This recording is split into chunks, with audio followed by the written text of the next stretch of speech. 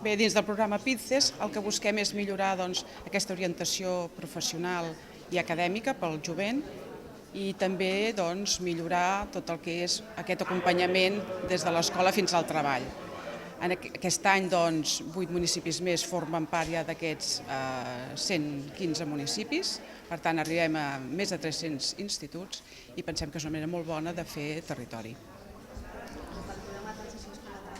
Bé, sabem que tenim un repte immens. El pla de xoc contra el fracàs escolar diu que al nostre país tenim un 26% de fracàs escolar. La Fundació Jaume Bofill també ho avala i que l'objectiu pel 2018 la Generalitat de Catalunya s'ha marcat un objectiu ambiciós i que nosaltres hi hem de col·laborar, que és rebaixar-ho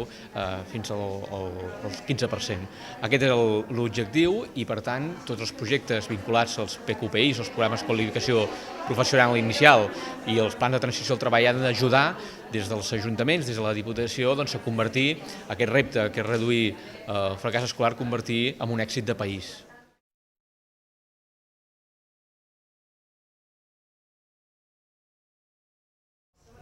El paper dels municipis és molt important perquè l'administració municipal és la més propera a la ciutadania, això ja se sap.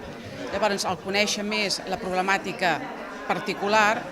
pot fer aquest acompanyament fins a buscar i aconseguir l'èxit d'aquest jove en aquesta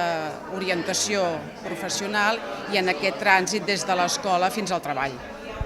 És cert que des dels ajuntaments podem treballar de manera molt intensa i aconseguir aquesta igualtat d'oportunitats també als nostres joves a través d'una figura que jo penso que ha funcionat molt bé els darrers anys i que des de la Diputació de Barcelona ajudarem a potenciar, que són els dispositius locals d'inserció. Aquests dispositius han funcionat molt bé i, per tant, jo aquí vull agrair també la col·laboració de l'àrea d'igualtat de la Diputació de Barcelona el fet que puguem treballar plegats per mirar de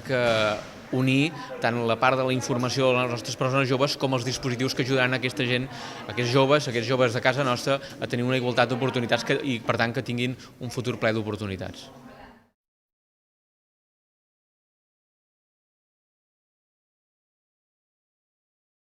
L'orientació ha d'acompanyar a la persona al llarg de tota la vida, perquè tota la vida ens formem, tota la vida treballem pràcticament, per tant la carrera professional és molt llarga. Tot el que aprenem amb l'orientació,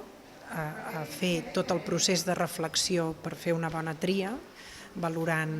el nostre perfil, valorant un mercat de treball al que ens hem d'inserir un dia o altre, un mercat de la formació en el que també hem d'entrar, doncs tot això es va fent al llarg de la nostra vida, amb transicions que comencen de molt joves. La primera transició més evident és a l'ESO, a l'acabar l'ESO, però després se'n succeeixen una darrere l'altra i cal aprendre el procés per fer bé sempre una tria segura i una tria reflexiva.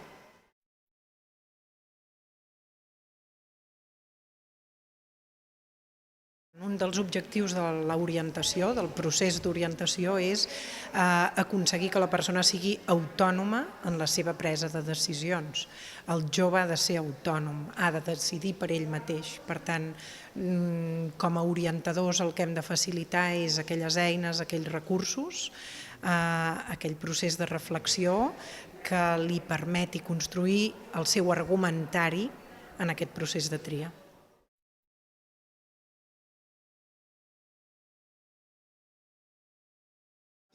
Doncs dintre del programa d'informació i dinamització als centres de secundària,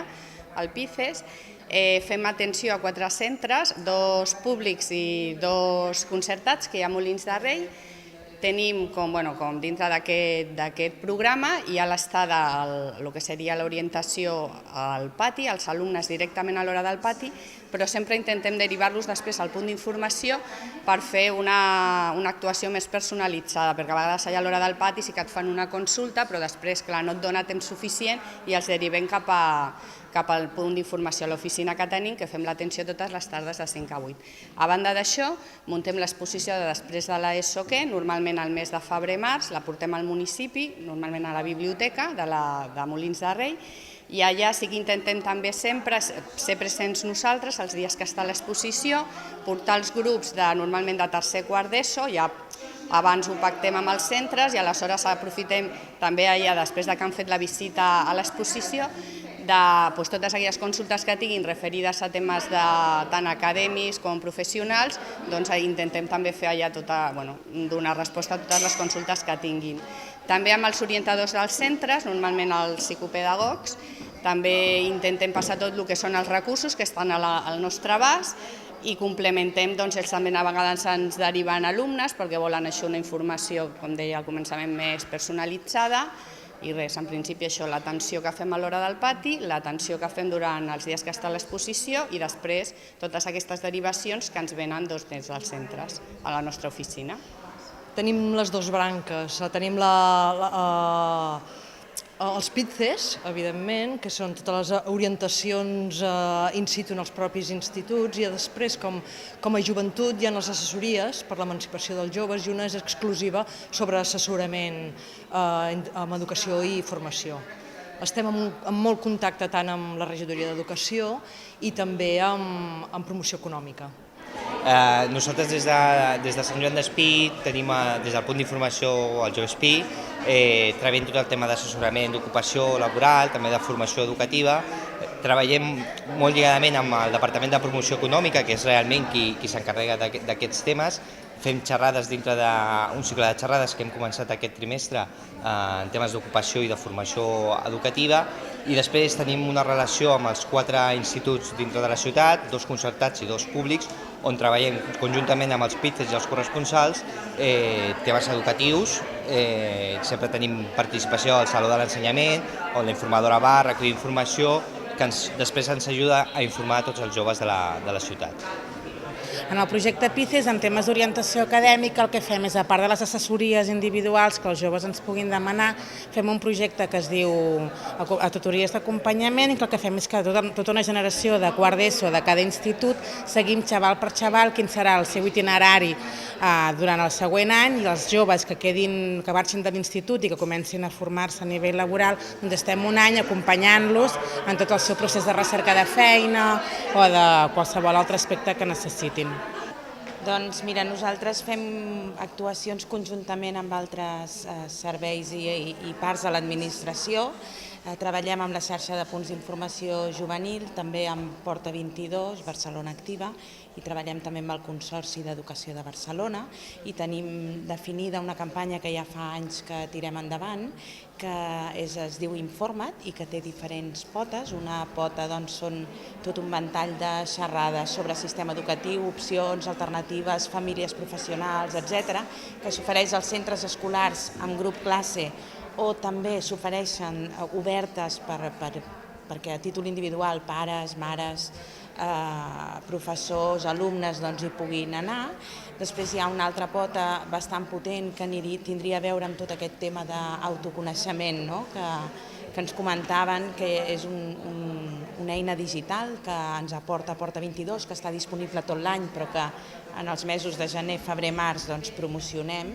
i on el noi a través d'un qüestionari digital pot reconèixer les seves habilitats, vocacions, valors, gustos, competències.